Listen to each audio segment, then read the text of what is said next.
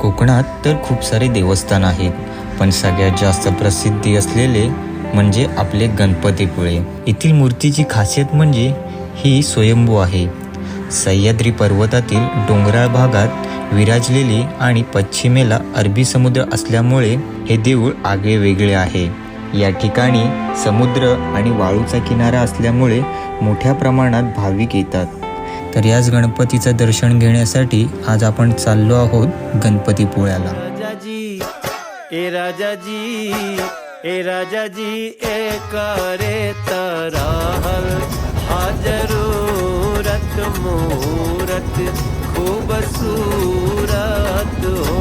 ए राजाजी ए करे तरहल हाजरूरत मूरत खूबसूरत हो.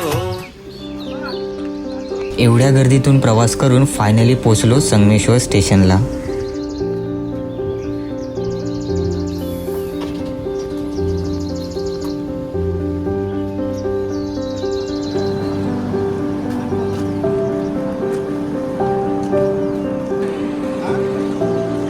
तीन 4 मिनिट चालत स्टेशनच्या बाहेर आलो.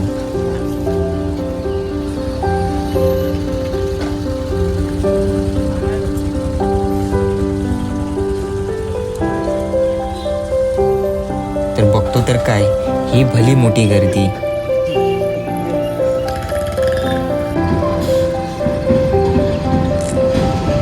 या गर्दीत रिक्षा भेटणं म्हणजे अंधारात सोयी शोधण्यासारखं आहे.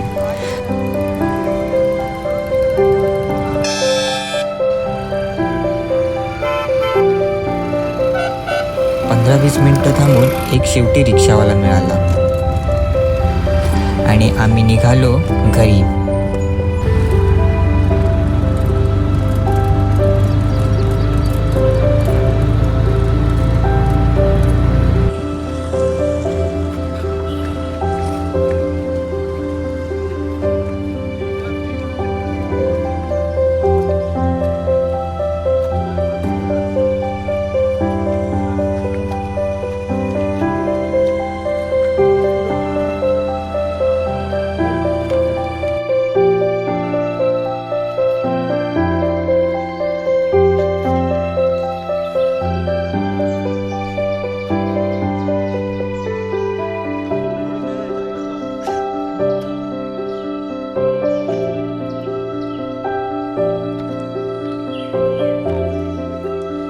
घरी फ्रेश होऊन मग गणपतीपुळ्याला जायचा पुढचा प्लॅन होता.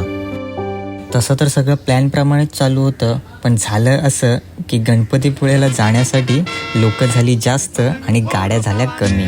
आपल्यावर आता यायला लय काटकूट करतो. ह्याची मीटिंग ठेवली आहे, जनरल मीटिंग आहे. अरे पोरं बसली गाडी नाही बसले. पातळा कुठे गेला? अरे पातळा पण आहे ना अजून. आपलं काम करतो वाटतं. गाडी किती आहे? 3 आहे.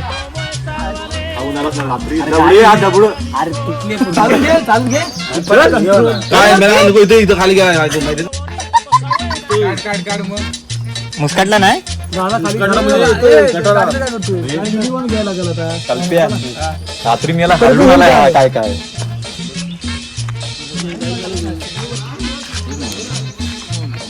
पेट्रोल खाते मग ठीक आहे, मग घेऊन टाकणार.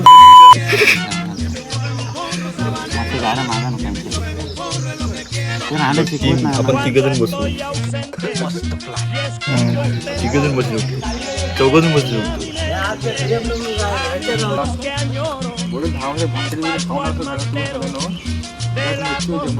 मच्छी नाही खाल्ली.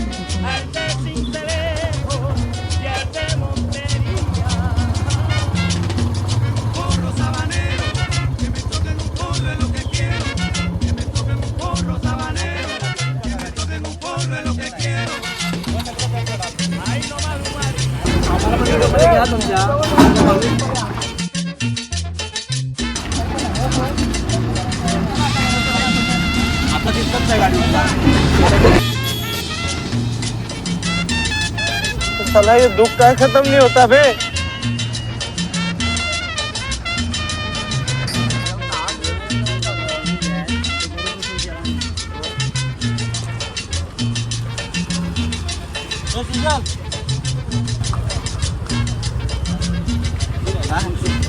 आम्हाला गाडी भेटत नाही आता चालत जावं लागणार तेवढंच. आणि शेवटी बोलतात ना की जायची इच्छा असेल तर मार्ग आपोआपच सापडतो. तसंच काही आमच्यासोबत झालं. शेवटी गाड्यांची अरेंजमेंट करून आम्ही निघालो गणपतीपुळ्याला. नात्यांच्या बंधात धुंद मोहरते, मायेच्या हळव्या स्पर्शाने खुलते. नात्यांच्या बंधात धुंद मोहरते, मन उधाण वाऱ्याचे गुज पावसाचे. का होते बेभान कसे गहिवरते, मन उधाण वाऱ्याचे गुज पावसाचे. का होते बेभान कसे गहिवरते, मन उधाण वाऱ्याचे.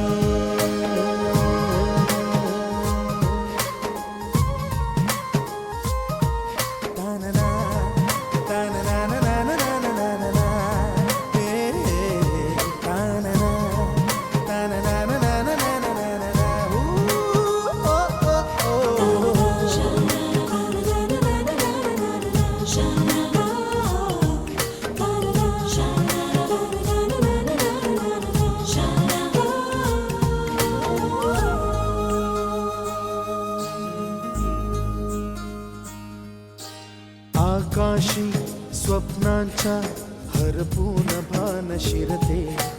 हुरहुर त्या सांजेला कधी एकटेच झुलते. सावरते बावरते झडते अडखळते का पडते.